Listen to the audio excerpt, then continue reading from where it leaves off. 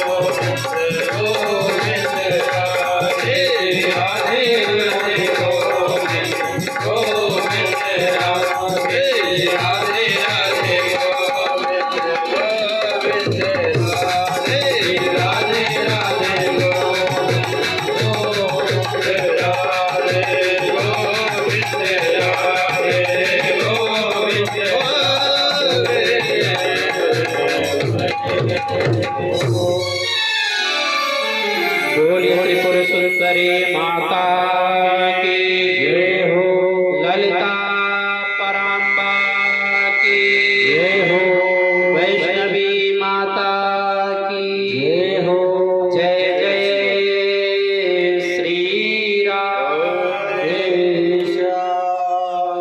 मासानां नियमो नात्र दिनानां नियमोऽपि न सदा सेव्यं देवी भागवतं नरैः। सूत जी महाराज से ऋषियों ने कहा प्रभु इस यज्ञ को कब किया जाए?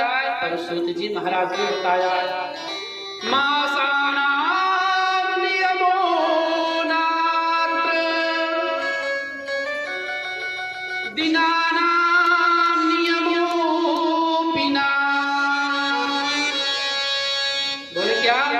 बोले देवी भागवत कराने के लिए कोई महीना निर्धारित नहीं किया गया। मासानां नियमो नास्ति दिनानां नियमोऽपि न। न महीना न दिन, जब इच्छा हो जिस तिथि से देवी जी का कार्यक्रम प्रारंभ। मासानां नियमो नास्ति दिनानां नियमोऽपि न सदा सेव्यं देवी भागवतं नरैः। बताए न महीने का निर्धारण किया गया न दिन का। सदा सेव्यं देवी भागवतं नरैः। देवी जी के इस यज्ञ को मख मतलब पता है? मख मतलब यज्ञ, जिसको वेद में कहा गया है यज्ञ।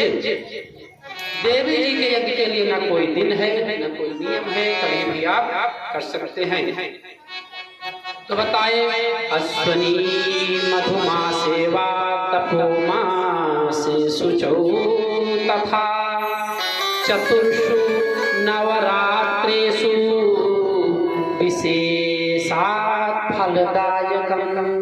कहे महाराज मान लीजिए हमको कुछ विशेष फल लेना हो, तब हम यज्ञ करा रहे हैं और हम सोच रहे हैं हमको थोड़ा ज्यादा फल मिल जाए, तब इस यज्ञ को कब कराएं?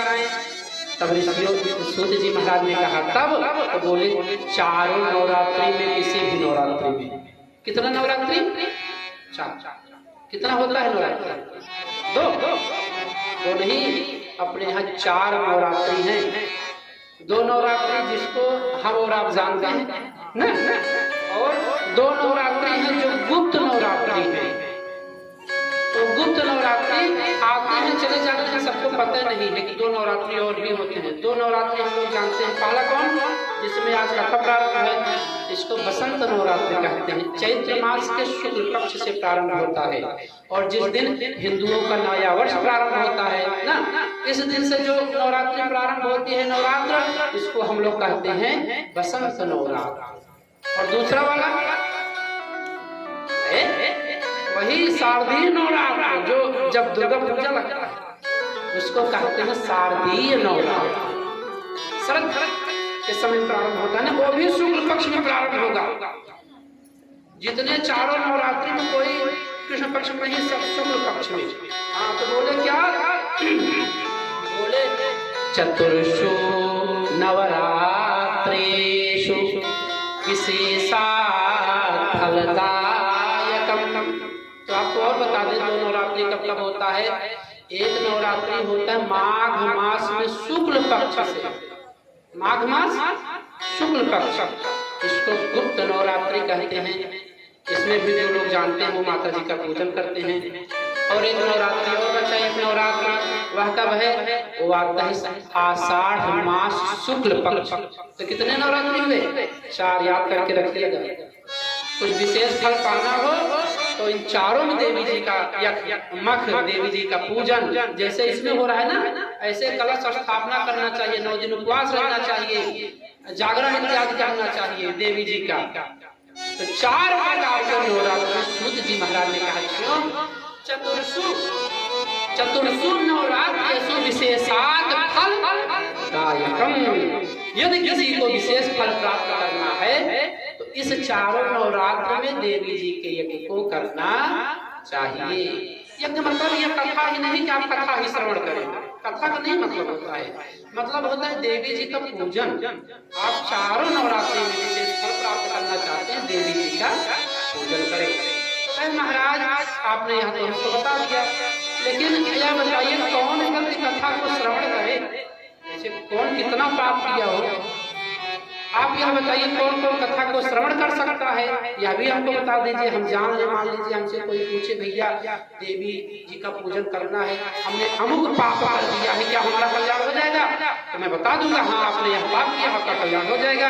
तो सूत जी महाराज ने कहा, ए दुर्हृदा पापरता विमूढ़ा मित्रद्रोहो वेद विनिंदकाश्च। कहे कौन?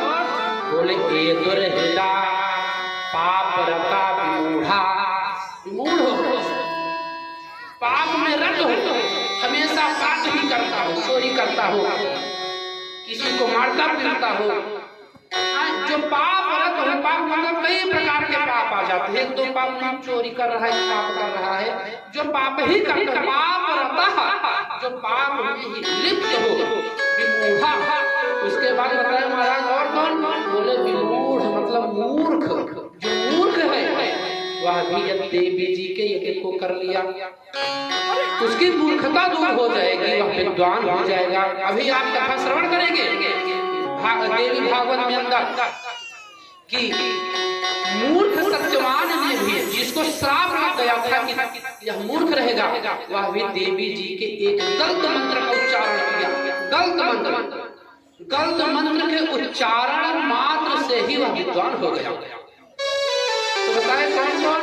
बताए पाप रता, जो व्यक्ति जीवन पर्यंत पाप कर्म ही कर रहा हो, मूर्ख हो, विमूढ़ा, मित्र हो, मित्र के साथ में जिसने दोष किया हो, घात किया हो, वेद विनिंदकाश्च, जिसने वेद का निंदा किया हो। हे भैया, वेद का, पुराण का, देवताओं का, ब्राह्मणों का निंदा नहीं करना चाहिए। निंदा करने वाले को भी नरक में जाना पड़ता है। इसलिए शास्त्र ने कहा वेद विनिंदकाश्च, जो वेद का निंदा किया हो। तो बोले और क्या? बोले हिंसारता नास्तिक मार्ग सकता। बोले महाराज और होता है हिंसारता, जो मारता काटता हो, हिंसारता नास्तिक मार्ग सकता, जो नास्तिक मार्ग पर जा रहा हो, ऐसे व्यक्ति भी नावाह यज्ञेन पुनन्ति ते कलो। ऐसा व्यक्ति भी यदि नावाह यज्ञ कर लेता है, नावाह मतलब 9 दिन का, देवी जी का जो कथा है ना, यह 9 दिन चलता है। नावाह यज्ञ 9 दिन वाला जो यज्ञ कर लेता है नियम से, वह इन सबसे छुटकारा पाता है। बोले और कहे महाराज मान लीजिए ये लोग हो गए इतना इतना पाप किए, मान लीजिए बहुत ज्यादा पाप किया हो, तब उसका कल्याण कैसे होगा? उनका भी नाम बताइए। लिस्ट बना दिए सीत जी महाराज, सुना रहे हैं व्यास जी के लिस्ट को। परस्वदारा हरणे तिलूधा। हे भैया बताइए क्या? कहे परस्वदारा, जो दूसरी की पत्नी का हरण कर लिया। समाज में कुछ लोग होते हैं दूसरी की पत्नी का हरण कर लेते हैं। ऐसे व्यक्ति भी यदि देवी जी के मख को कर लिए, यज्ञ को कर लिए, तो देवी जी उनके पाप को खत्म कर देती हैं। बोले पार्श्वदा हरणे नलोधा, ये वै नरा कल्मष भार भाजा। तो बोले महाराज और तो तपो गो देवता ब्राह्मण भक्तिहीना नावाह यज्ञेन भवन्ति शुद्धा। बोले महाराज गो देवता, गो मतलब गाय माता, देवता मतलब देवता को, ब्राह्मण का जिसने अपमान किया हो, ऐसा व्यक्ति भी यदि देवी मठ को करता है, देवी जी के पूजन को करता है, तो देवी जी उसका कल्याण अवश्य कर देगी। 88,000 ऋषि बैठकर हाथ जोड़कर श्रवण कर रहे हैं। ऋषियों ने कहा महाराज मान लीजिए और दान नियम को बताइए। तो बताए तपो व्रत तीर्थ सेवनैर दानी नरैर्नैक नियमैर्मखैश्च। बताए जो मनुष्य दूसरे का धन, तपस्या, तीर्थ सेवन, अनेक विध से जिसने दान इत्यादि, जो दान, व्रत, तीर्थ, जप करने से जो नहीं प्राप्त होता है वह कार्य देवी जी के यज्ञ को करने से पूर्ण हो जाएगा। बोले तपो व्रत तीर्थ सेवन। बोले क्या? तप, तीर्थ सेवन, जब नियम, दान करने से जो फल नहीं प्राप्त होता है वह कार्य देवी जी का यज्ञ करने से प्राप्त हो जाता है। बोले महाराज और बताइए। तो बोले तथा न गंगा न गया न काशी न नैमिषन्नो मथुरा न पुष्करम पुनाति सत्यो वदरी वनम्नो यथा हि देवी मखयेश विप्राः।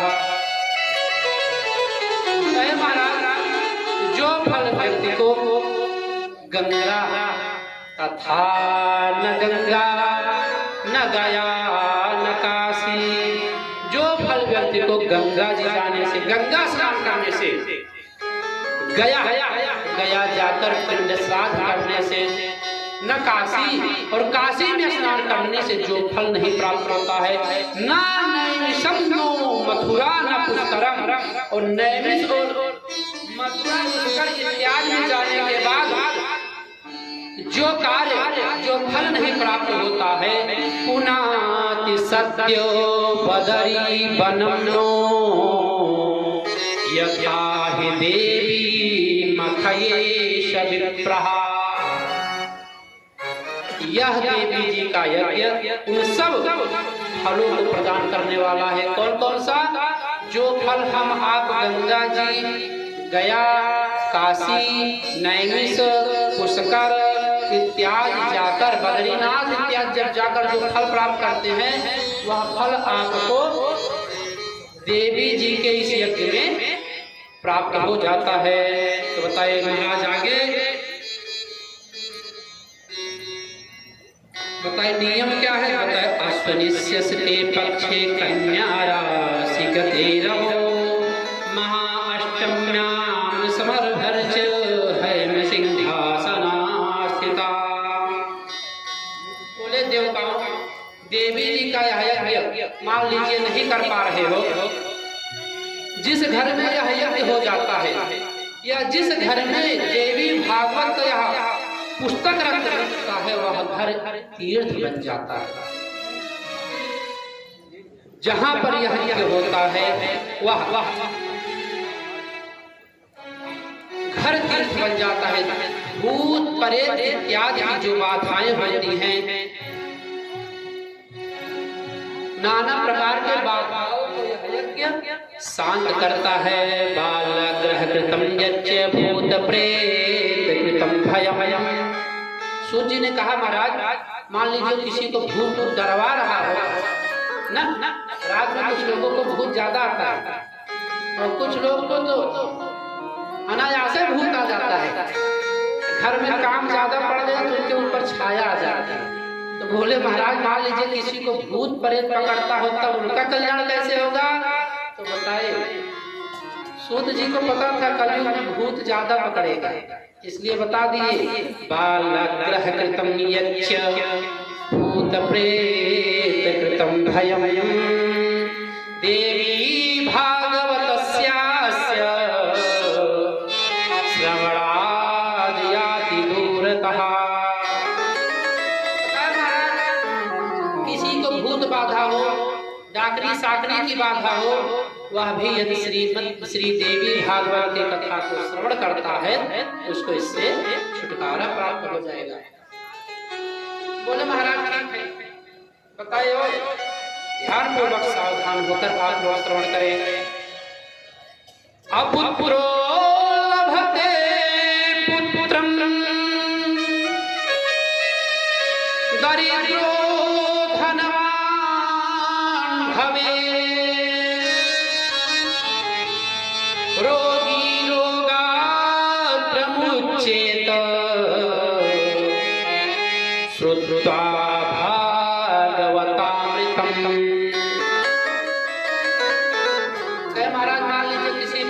धन न हो तब क्या करे?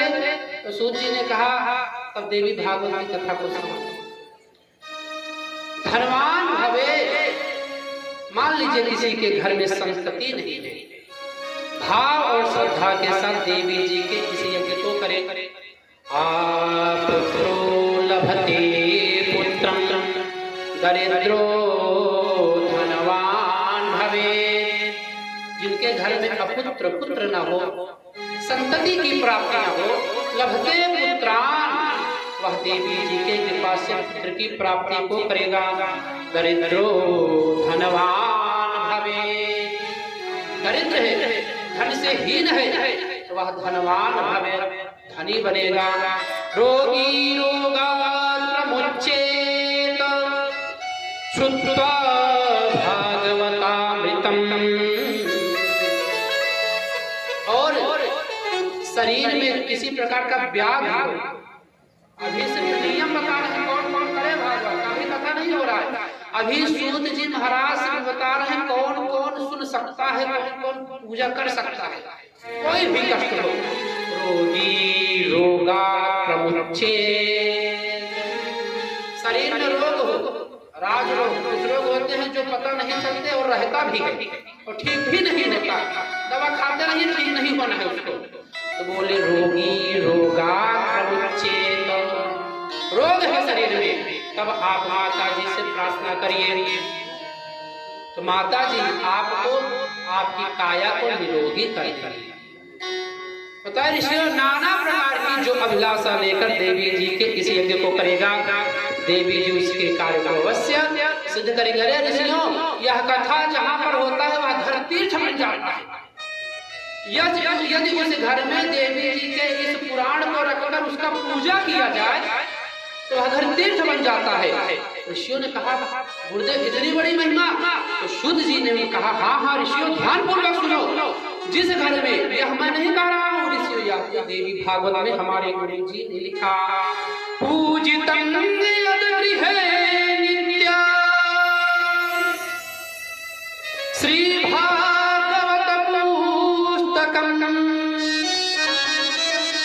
तद्गृहं तीर्थभूतं हि वसतां पापनाशकम्।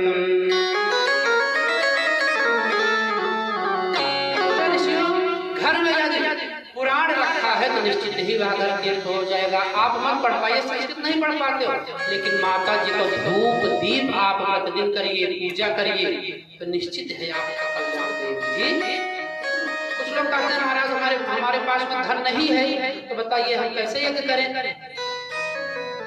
तो सूत जी ने कहा धन नहीं है, पुस्तक तो है, पुस्तक ले लीजिए, पुस्तक की पूजा करिए, तो आपका घर तीर्थ बन गया।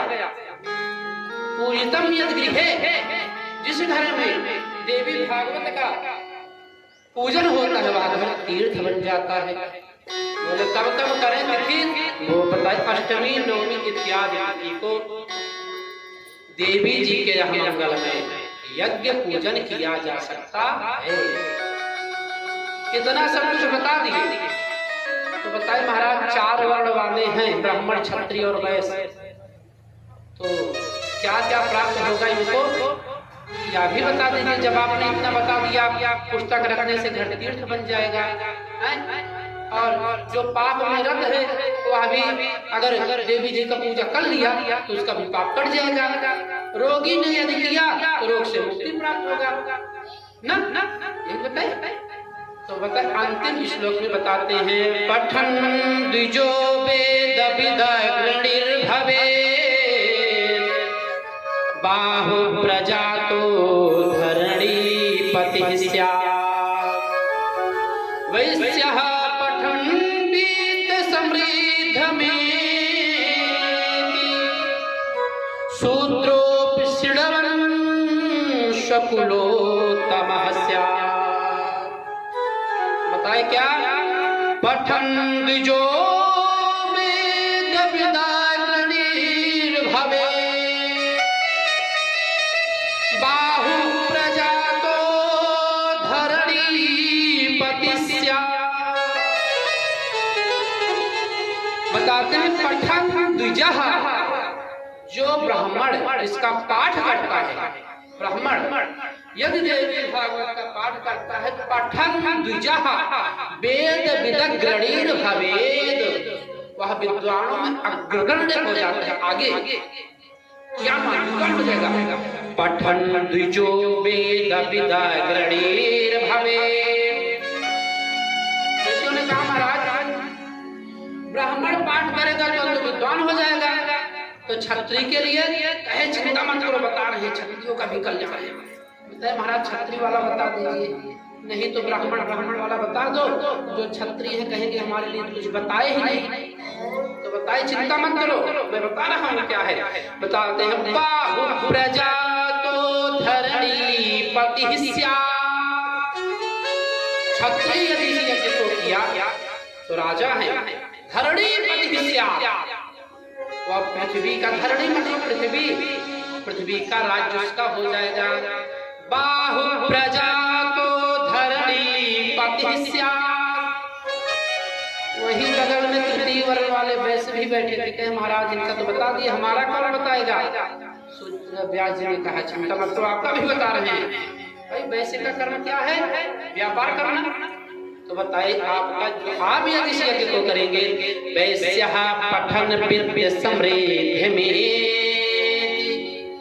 समृद्ध, यदि आप इस यज्ञ को किए देवी मख को किए तो निश्चित ही देवी जी आपके व्यापार को आपके घर में लक्ष्मी की प्राप्ति अवश्य करेंगे। चतुर्थ वर्ण वाले भी बैठे थे, शूद्र वर्ण वाले, उन्होंने कहा महाराज इन सबका तो आपने बताया, हमारा भी बता दीजिए क्योंकि हमको तो वेद का भी अधिकार नहीं है। तब आगे बताते हैं शूद्रोऽपि शृण्वन् शकुलोत्तमः स्यात्। बताए शूद्रोऽपि शृण्वन् शकुलोत्तमः स्यात्। यानी चतुर्थ वर्ण का व्यक्ति पाठ को श्रवण करता है स्वकुलोत्तमः स्यात्, वह अपने कुल में सबसे उत्तम हो जाएगा, सबसे आगे हो जाएगा, मानने वाला हो जाएगा। इस प्रकार से सूत जी महाराज ने काशी ऋषियों को और इस मंगलमय कथा को श्रवण कराया। अब इसके बाद कहते हैं ठीक गुरुदेव आपने इतना सब हमको श्रवण करा दिया, लेकिन अब कृपा करके यह बताओ कि सबसे पहले कथा को श्रवण कौन करे। अभी तक तो नियम बताए, तो जब देवी भागवत का रचना हुआ व्यास जी ने लिखा तो सबसे पहले श्रवण कौन किया, यानी कि किसके ऊपर देवी जी ने कृपा किया, किसने सबसे पहले भागवत को कराया। तो सबसे पहली कथा भगवान श्री कृष्ण की बता रही है। जैसे भगवान श्री कृष्ण का नाम लिए तो सूत जी महाराज बता रहे हैं, ऋषि लोग कहे महाराज यह बताइए भगवान श्री कृष्ण को कथा श्रवण करने की क्या आवश्यकता पड़ गई। तब सूत जी महाराज बता रहे हैं ऋषियों श्री कृष्ण ने भी भगवान के मंगलमय कथा को श्रवण किया। एक बार भगवान के ऊपर विपत्ति आ गई, भगवान श्री कृष्ण को एक बार चोरी लग गई, चोरी गांव वालों ने मिलकर उनको चोरी लगा दिया। उस चोरी की निवृत्ति के लिए भगवान ने देवी जी का यजन किया। इस कथा को हम लोग श्रवण करेंगे। आइए उससे पहले 2 बार भगवान जगत जननी का मंगल में स्मरण करेंगे। उसके बाद श्यमंतक मणि की कथा जो भागवत जी ने भी कथा है, इस कथा को श्रवण करके आज की कथा का विश्राम करेंगे। भाव और श्रद्धा के साथ सभी लोग क्या कुछ नहीं बिगड़ेगा तेरा माँ शरण आने के बाद, सभी लोग भाव और श्रद्धा के साथ में बोलेंगे कर्तव्य नाद करते हुए भाव और श्रद्धा के साथ क्या क्या कुछ नहीं बिगड़ेगा तेरा माँ शरण आने के बाद, कुछ नहीं